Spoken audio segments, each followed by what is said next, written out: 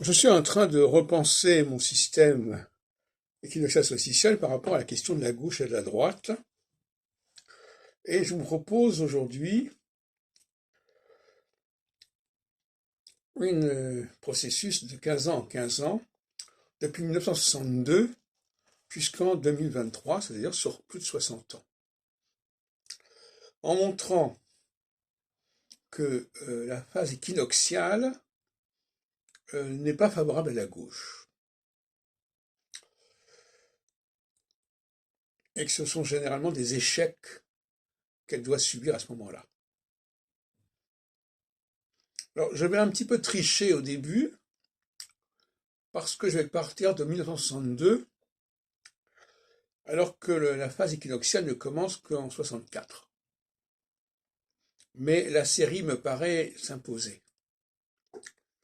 En 62, une motion de censure est déposée contre Pompidou, contre le gouvernement Pompidou, en raison du projet de loi déterminant l'élection du président public au suffrage universel, ce qui déplaît profondément à la gauche.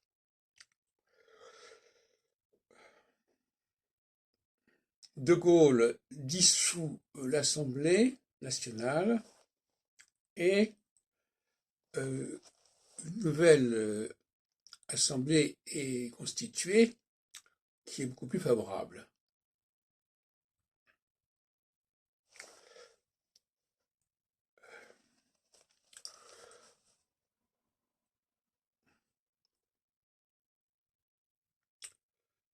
Et donc je continue mon raisonnement. 63, 62, 63. Nous avons ensuite 78, qui est l'échec de la gauche pour obtenir une première cohabitation sous Giscard. Ça ne marche pas. Ensuite, vous avez 93 sous Mitterrand avec une nouvelle cohabitation avec un Premier ministre comme Balladur. Donc là, c'est pas très bon pour la gauche non plus. En 2007, vous avez Ségolène Royal contre Sarkozy pour l'élection présidentielle et c'est Sarkozy qui gagne. Et nous nous retrouvons maintenant en 2022-2023, qui correspond aussi à un échec de la gauche, puisque les deux partenaires, les deux candidats au deuxième tour, c'est Macron et Marine Le Pen, qui ne sont ni l'un ni l'autre des gens de gauche.